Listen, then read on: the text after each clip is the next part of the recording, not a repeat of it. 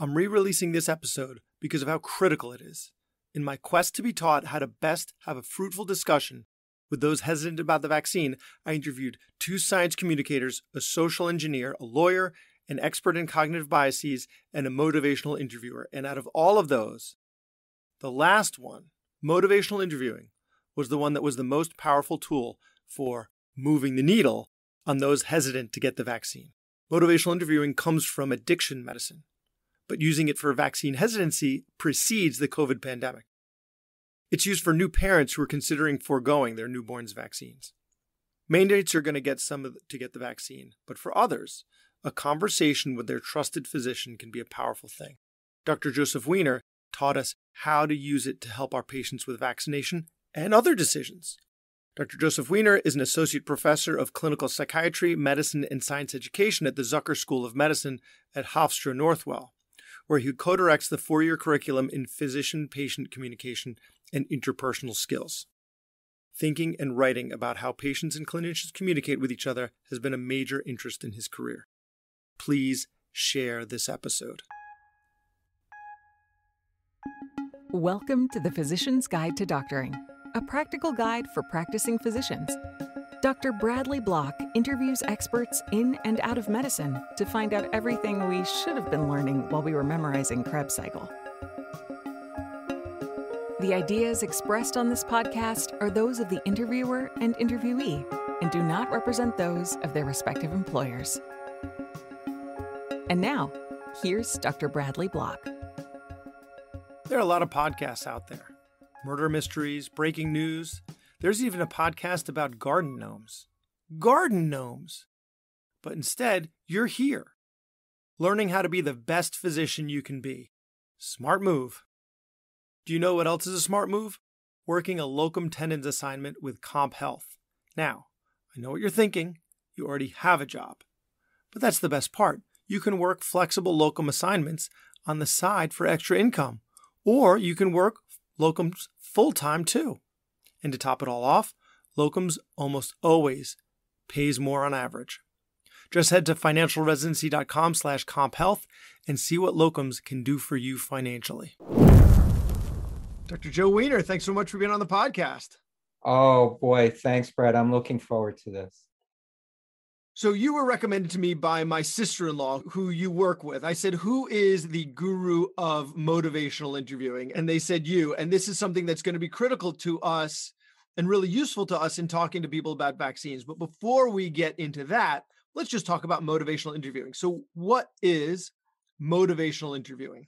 Yeah, it's a way of connecting and communicating with someone about behavior change that helps them find the reasons to change.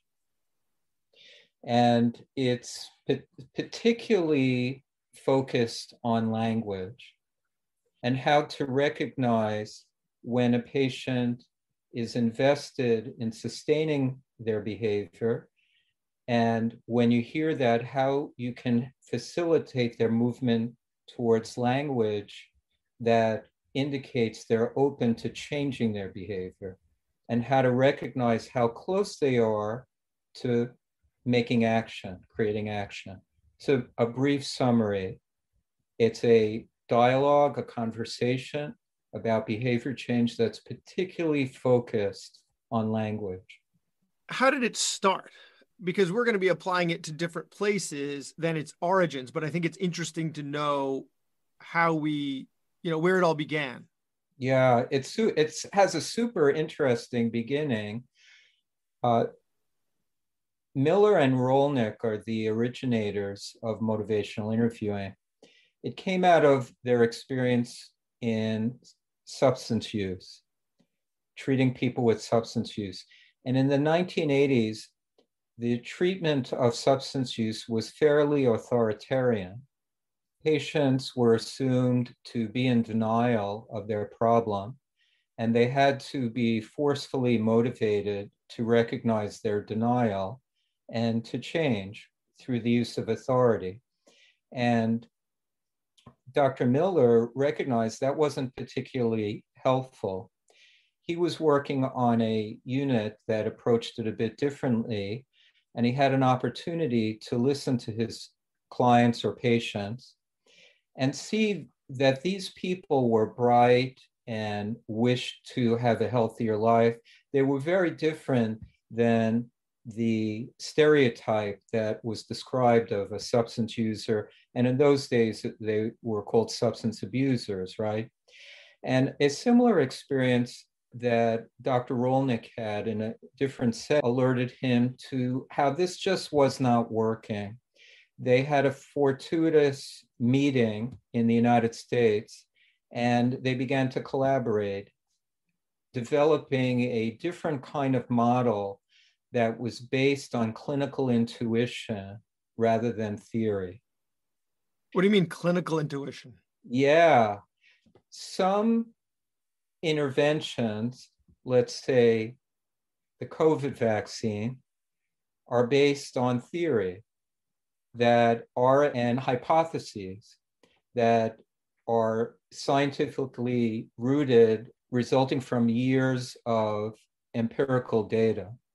What I mean by clinical intuition is they felt that the use of authority was not productive. Is there another way? And perhaps people could develop their own reasons for change rather than for the clinician to suggest and impress upon them the reasons to change. And if the clinician were to do that, what they found is patients rebel against that. So perhaps collaboration would be a better model, they thought.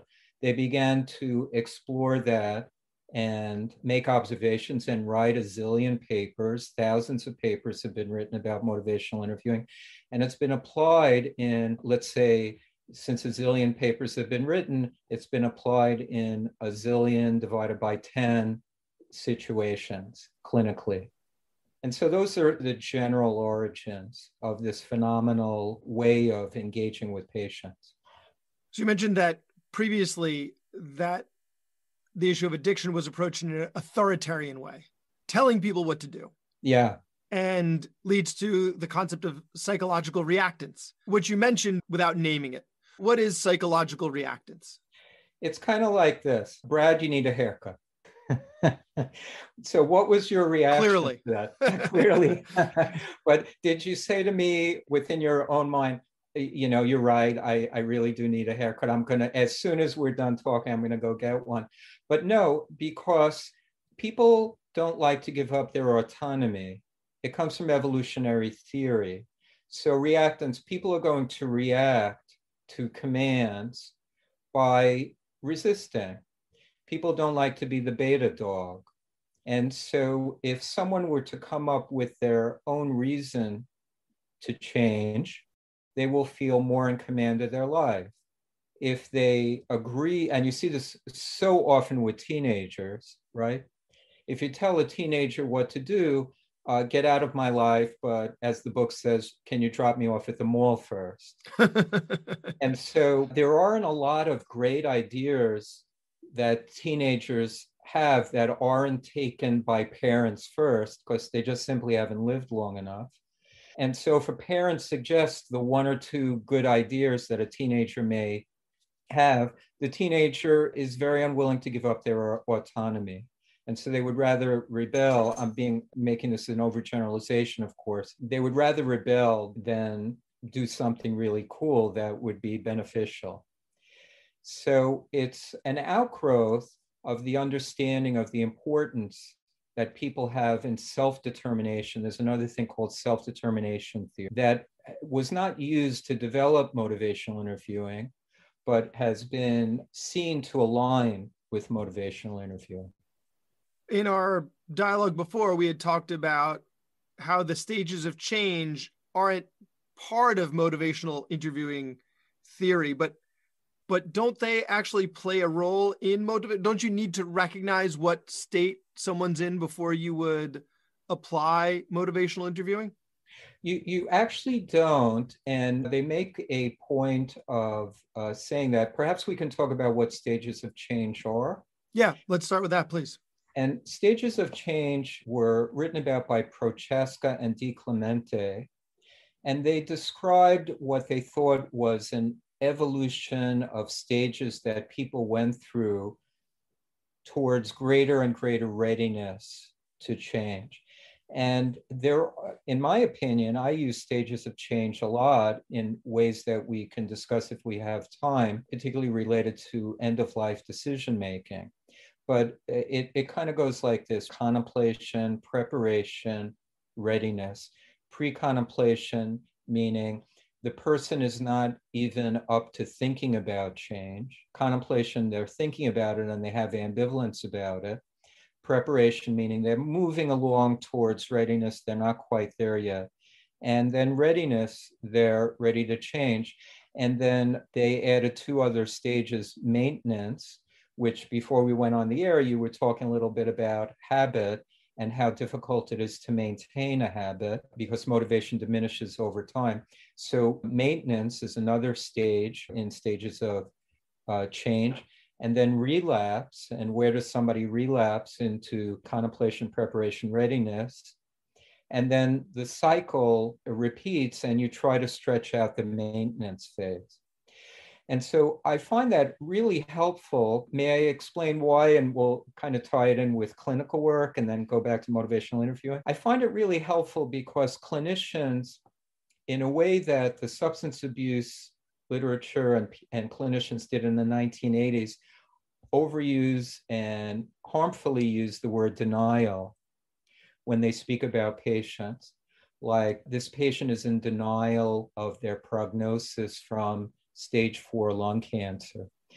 And denial, as contemporary clinicians use it, it's sort of like the following definition: denial. I am right and you are wrong, but you don't know that you're wrong. And if a patient feels that you think that about them, of course, they're going to feel diminished, disempowered, resentful, and mistrusting of your investment in them as an autonomous human being with the right to have self-determination. As opposed to denial, I am right and you are wrong and you don't know that you're wrong, pre-contemplation could be thought of as you and I have different points of view and you're not in conflict with your point of view. And then it's up to the clinician to understand what your point of view is, which may have a lot of merit. And the reason for that, and this is getting a little bit off the path, but we can return to it because it's an overlooked area of motivational interviewing, I believe. A reason that it's so important to think about different points of view is that medical decisions are not just medical decisions, they're social and emotional decisions. And so I may not want to stop smoking because that's where I hang out with my friends. Or I may not want to stop drinking because drinking is a social activity for me. And I don't want to stand out as being sober when all of my other friends drink heavily. Or the emotional aspect might be, I'm afraid, I don't think I'm able to give up heroin. And I don't want to I don't want to experience my fragility that way. And so usually people understand that they should stop smoking, right? It's less of a medical decision. There are other factors that weigh into it. And one of them that, again, perhaps will have time to talk about later on or not, but just to throw it in there, and then we can get back to motivational interviewing, are the social determinants of health that make up 40 to 90% of medical outcome, depending on what you read. And the actual doctor-patient interaction is, I don't know, 20% of medical outcome. And I read it really well described recently in one of my favorite medical journals, Twitter, where somebody said a great definition of privilege is having good decisions to make, good choices, having good choices. When there's the lack of privilege and the existence of profound social detriments to health, let's say, where you may have choices, but a lot of them aren't good choices. And so when we go back to the whole idea of stages of change, I think it's really important and it's very basic to understand the difference between denial and pre-contemplation and to understand someone else's point of view. Well, correct me if I'm wrong, the way you're changing that, right, from denial to pre-contemplation is in the spirit of motivational interviewing, right? Because with that, the patient has autonomy, right? They keep their autonomy, and your interview with them is, or conversation rather, is without judgment. And so what you're doing by putting aside the word denial is you're leaving judgment out of it. And yeah. So and it seems to really mesh well with the spirit of motivational interviewing. It absolutely does. And we could talk about the spirit in a moment. You're absolutely right. It's not opposed to motivational interviewing at all. What Miller and Rolnick and collaborators will say, it's not necessary to utilize stages of change to do motivational interviewing, but it absolutely is aligned with the spirit of motivational interviewing. I think where the slight difference is that Miller and Rolnick and colleagues have articulated recognizing language that is sort of preparatory to change or activating to change. And preparation is sort of like contemplation, and activation is sort of like some mixture of preparation and readiness. So it's kind of all there. They use different language and in ways that don't require the use of stages of change. So let's talk about motivational interviewing. How do I start implementing this in my practice? So, as the audience knows, I'm an otolaryngologist. Most of what I do is outpatient. And so I see a lot of people that have habits that may influence their outcomes, right? Someone has nasal polyposis and they smoke, or someone has obstructive sleep apnea and they have an elevated BMI. And so, some of the things that the habits that they have, I want to motivate them to change those things. Yeah. So can I start? Where do I start? Where do I begin? It's a great question. Perhaps we can start with recognizing what doesn't work and to hear oneself, to encourage someone to change and to hear what happens when a patient pushes back.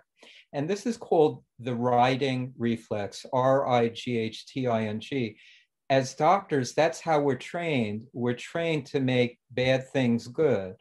We're trained to prescribe. We're trained to do We're trained to prescribe. We're trained to do surgery. We're trained to intervene. We're trained to make decisions. We're trained to make diagnoses.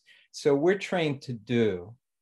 And doing in the context of self-determination theory or psychological reactance leads to pushback. Can we do an exercise? I didn't prepare you for this. So for all the audience now, this is extemporaneous. It's very exciting, right? Like what's going to happen next. So let's do the following, if we might. Can you, Brad, think of something, a change you want to make that you need to do, you've been thinking about, but you haven't done it yet.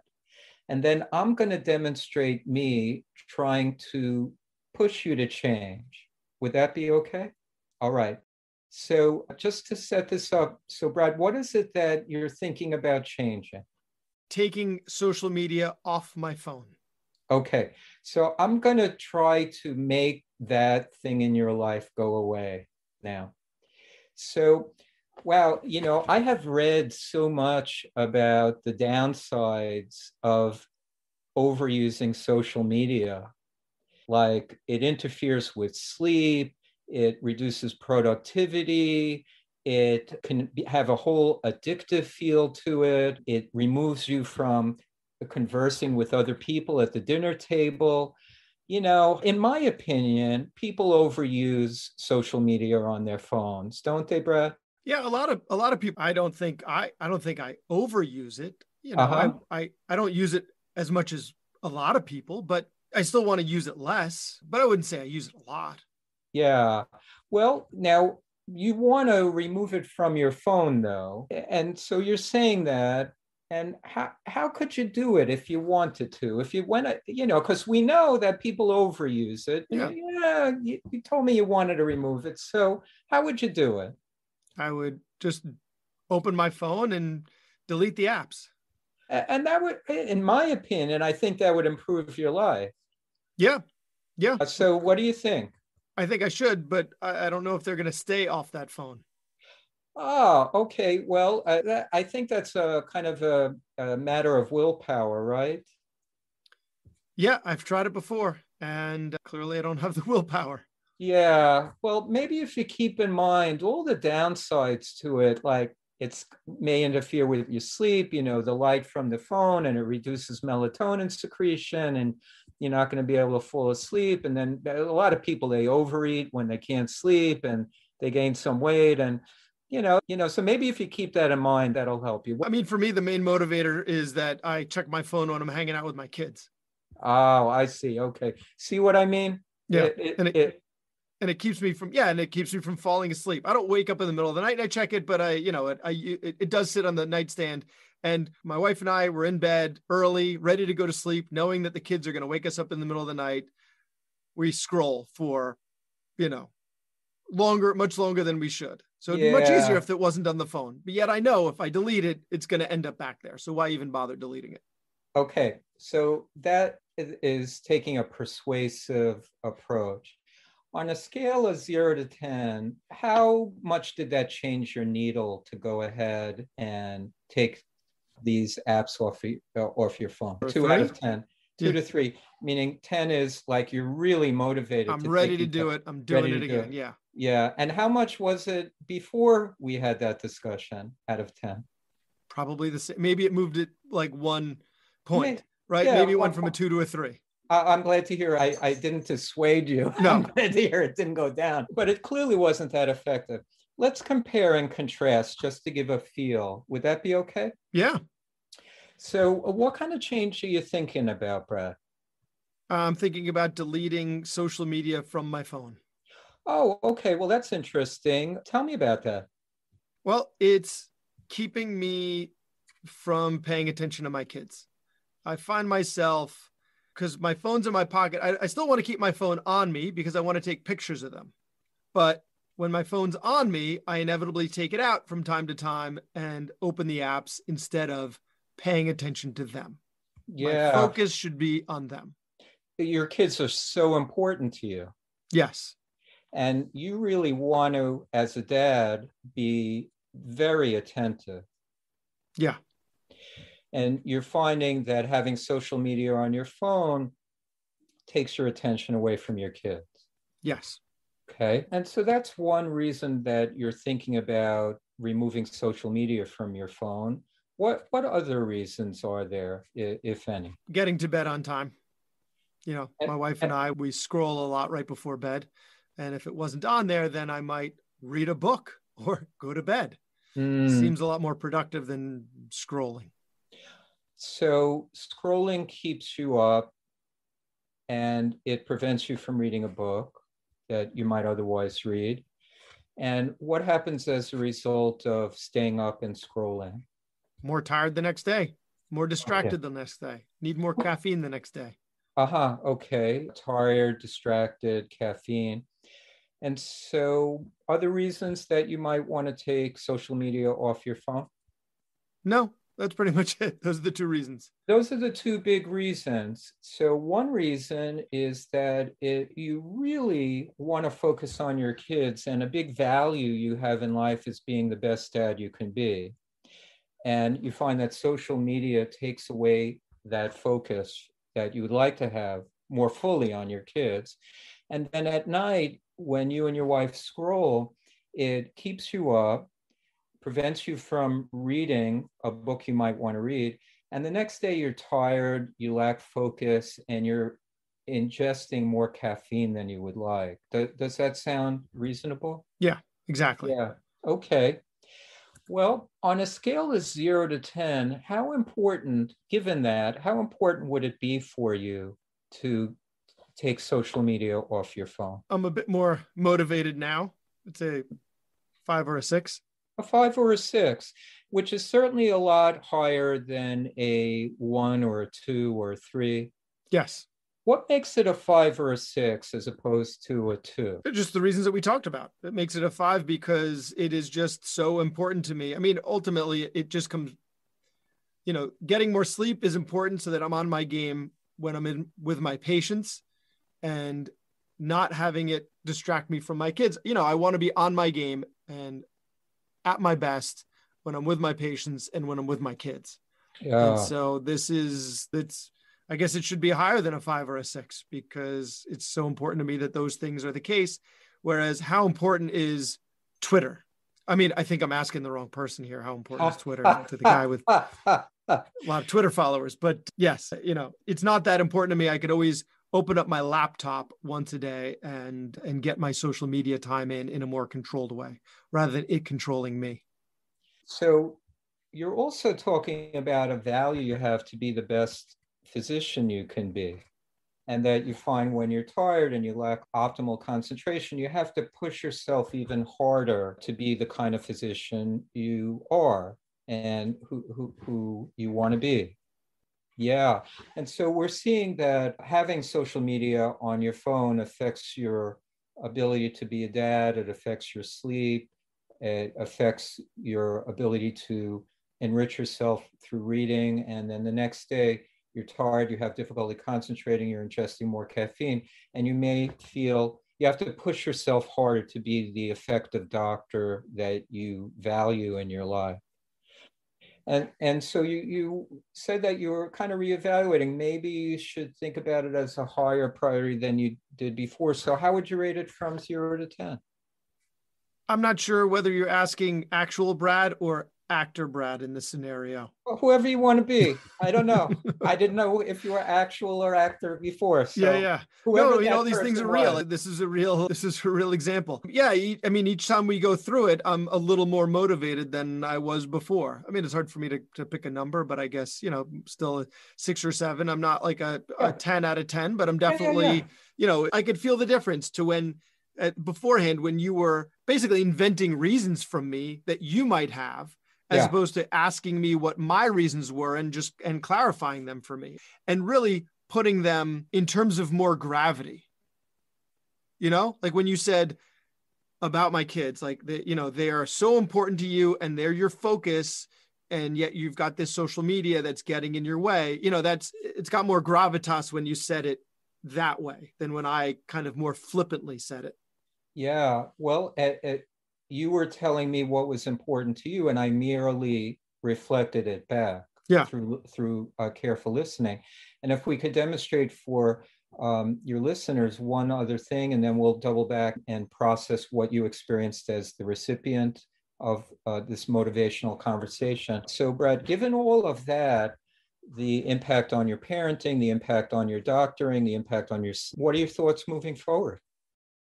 Well, since you've reflected it back to me, it really makes me feel guilty about not actually moving forward and deleting this stuff off my phone. So it sounds like it's something you're very seriously thinking about. Yeah. It would be almost preposterous for me to, after having this conversation, to not actually delete this stuff off my phone. And it makes me a little sorry that I started this interview because now I'm going to have to delete all this social media off my phone. Well, the thing about it is you are really the decision maker. You have total control of this decision. And I was just merely reflecting to you what you were telling me. So so that's very important to keep in mind. And do you think, so based on this, do you think it's something you're ready to act on? I think it's something I'm almost ready to act on. Yeah. I'm not sure I'm totally ready to act on it, but it certainly moved up quite up a bit higher in the scale of readiness. And that's an example of that process of a motivational discussion that before it sounds like you were thinking about it. One might say contemplation, or one might say preparative language. You were thinking about it. And now there was a little bit more activating language that you were using. You're a bit closer, not quite ready to make a plan yet. And that's very realistic. And so I wonder, if you were to compare and contrast the persuasive methodology, where I'm banging you over the head, and the motivational conversation, what was it like for you to be the recipient? Oh, clearly the motivational was much more effective, right? Because I wasn't being told what to do with someone else's reasons why I should do it. Yeah, they were your reasons, right? Yeah. This is so much at the heart of motivational interviewing. It's to help the person evoke their own motivation. Yeah. It's not about, you should lose weight because it increases your life expectancy. What are your reasons for wanting to do it? Exactly. Yeah. And so, and that's why I emphasize that it's really your decision. So it's not a matter of feeling guilty because I'm kind of pushing. It's really your decision. And in that way, you're the alpha dog. Yeah. Cool. So to get back to your question, well, how does one start this? Perhaps we can talk about the spirit of motivational interviewing a little bit and tie that into that example of a discussion. Would that be okay? Please? Yes. I would also say at the end of this podcast, it's really tough to go from 0 to 60 to do motivational interviewing, to set expectations. Maybe you can learn, a little bit of a change in framework, or you'll hear 1 or 2 questions you may ask, or listen maybe a little more carefully to a patient of yours. And so I could recommend some ways to continue to read about motivational interviewing, maybe even study it before we end today, to give people a direction. Yeah, because it seems like when you did it with me, you did it in, there was a method there that needs to be learned in practice. It's not, we can start having less judgmental conversations with our patients and trying to elicit their reasons, but to really weave it together the way you did, I feel like requires more practice and like any training. kind of skill, right? Yeah. It's neither more nor less important practice in motivational interview. And I'm practicing it all the time, and I can get better at it and hope to, when I'm 80 years old, be like Yoda with the big ears and 2 feet tall with the waistband up to the middle of my chest. And, so I'll look forward to those days. So the motivational interviewing people talk about 4 aspects of the spirit of MI, motivational interviewing. And it really starts from the spirit. And it took me a long time to get this. Spirit, schmerit, yeah, I get to do this, you think this way, but it's really a philosophical approach to engaging with a patient. And they talk about 4 things. One thing is acceptance, to accept the patient for who they are and understand they have the right to decide how to live their lives. That's very hard to do because we're trained to diagnose and treat. And if a patient wants to keep smoking and they have nasal polyposis, we're kind of feeling, no, then I'm not able to do what I was trained to do, which is to help you with your polyposes. And so that's a yucky feeling for a doctor to have based on the culture of how we were trained. And so to be able to engage in motivational interviewing and to be able to, even if you're not doing formal motivational interviewing, for patients to feel this doctor really gets that the change is going to come from me and not them, it's to accept that the patient is the decision maker. And we all, choose to lead our lives the way we do with pros and cons attached to them. Some people make really yucky decisions. And as long as they don't endanger themselves, like suicidal or other people, homicidal, people, as long as they have the capacity to make those decisions in the ways that doctors think about assessing capacity, we have the right to do that, right? So acceptance. I like the way that the word that you use there, acceptance, because ultimately they're the decision. They are. We just need to accept it, right? It's not, we have to relinquish the decision-making to them. The decision-making has always been there because they're with us for 15, 20 minutes, and then they're not, and they're making their own decisions. So I like that word, accepting that they're making their own decision.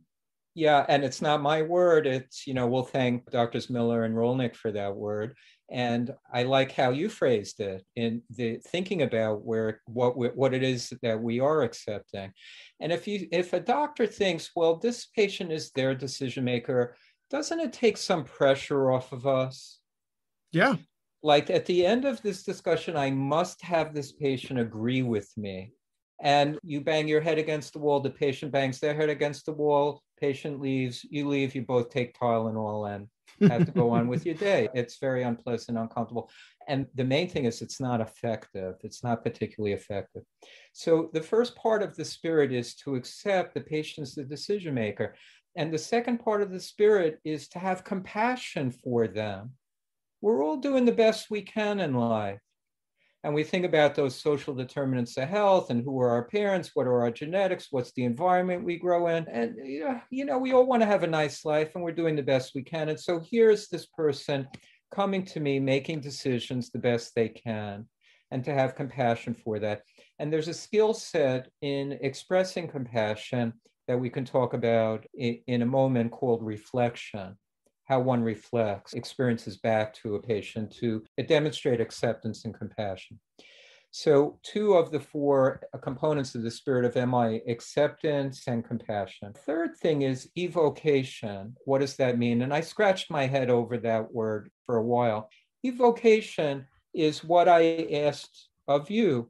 Well, what would you like to change? I'm evoking that from you. So, Brad, you want to take social media apps off your phone. Tell me about it. I'm evoking that from you. Well, it scrolls you. You scroll at night. How does that affect you? I'm evoking that from you. Like I didn't come up with any of that. I kept evoking. And so that's the third of 4 elements of the spirit of MI. And then there's collaboration we didn't quite demonstrate, but it might go something like this. Well, so you're not quite ready to take the apps off your phone yet. Could I check in with you the next time we get together? Would that be okay? And so it's asking permission. That's one form of collaboration. Another form of collaboration is, so Brad, you're not quite sure what would sustain your motivation to keep these apps off your phone. May I suggest a couple of things? And that's another form of collaboration. So when we think about collaboration, there are many different ways to collaborate with a patient. And what underlies them tends to be, not always, but tends to be this concept of shared decision making rather than a paternalistic or parental approach to decision making. So acceptance, compassion, evocation, and collaboration are 4 elements of the spirit of MI, motivational interviewing. And so where to start is really thinking about, well, how are we with our patients? What are our inclinations? What are our clinical reflexes? And what do we want to take into account as we would like to change the spirit in which we engage with patients? If we wish, and like our patients, we're the decision makers of how we want to practice as a doctor. So then how do we get into the technique? So you'd mentioned reflection. And I think in motivational interviewing, the people that practice it tend to love acronyms, right? ORS, PACE. I'm sure there's a number of other ones that I'm not familiar with. You are less interested in the acronyms, but I still think there's something to be learned there. So with regards to the technique, reflection was a critical component, repeating back to me, clarifying for me what my own reasons were. How do I, now once we're into the spirit of acceptance, compassion, evocation, and collaboration, bring us into the technique. I'm a surgeon. Like, how do I do? How do you do it? How do you do it? How do you get it? Yeah, absolutely. Kind of. Well, there are 4 things that someone acquainted with motivational conversation, and I even though it's called motivational interviewing, I don't particularly like the word interviewing myself. I like motivational dialogue, motivational conversation. It's a historic term. It's not going to change anytime in the near future, but interviewing is sort of implies a unidirectional thing. So I'll ask permission to use some term like motivational dialogue. There are 4 tools that people that are engaging in motivational dialogue over and over again. If you read a transcript, you just see this over and over again. It's called ORS. OARS. O is open-ended questions. So when you said you wanted to take apps off your phone, social media apps, I said, tell me about it. When you said, I don't like scrolling at night, I'm paraphrasing, I said, in what way? So open-ended questions. And then affirmations, and I actually didn't make a lot of affirmation statements. It would be sort of, I think it's really great that you here today exploring what's important to you for the quality of your life. That's an affirmation statement, pointing out something you admire or like about your patient. And so that's A, affirmation. R is a reflective statement. And that takes sort of a lot of practice I still practice that every day. And reflection, imagine that you're a mirror and you're just giving back what the patient gives you. You're just reflecting that back. And there are simple reflections like, it would kind of go like this. You're telling me that, well, actually, let's practice it so people hear. So what is it like for you to scroll at night, you and your wife in bed and you're scrolling at night? So we're just sitting there, not interacting with each other, not really interacting with anyone else in any meaningful way, except for the rare times that we actually post something. And then we look at the clock and a half an hour has gone by or 45 minutes has gone by. So it's just mind-numbing and wasteful. Mind-numbing and wasteful. Wow, that's powerful. That was a reflective statement. Mind-numbing and wasteful. Wow, that was powerful. And if you hadn't said mind-numbing and wasteful, I was thinking, what words could I use to describe Brad's experience? And I was trying to you came up with better words than I was thinking about. I was thinking about, wow, that sounds frustrating.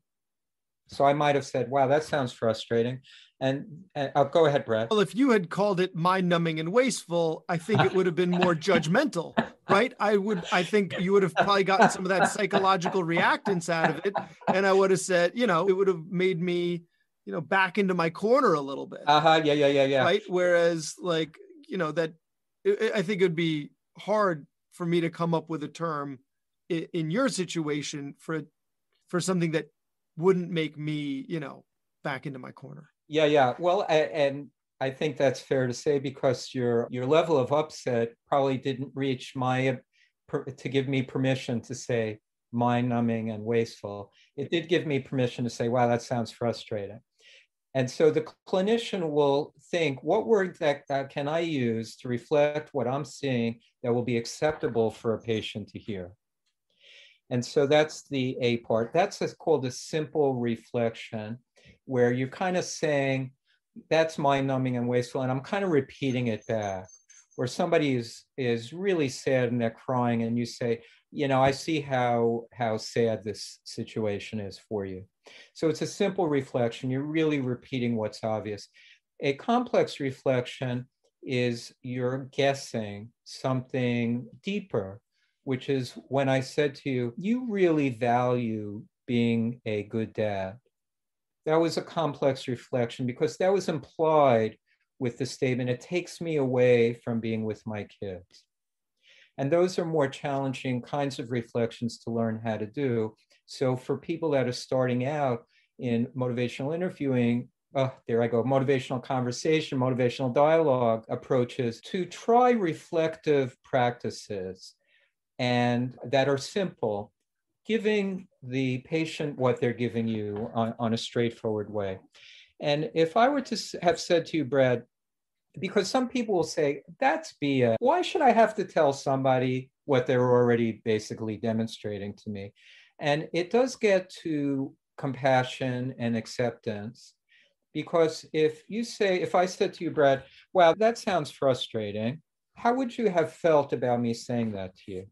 Fine. Like, I just that you're, like not offended, meaning, but I would have felt that you understand me, that you're getting what I'm saying.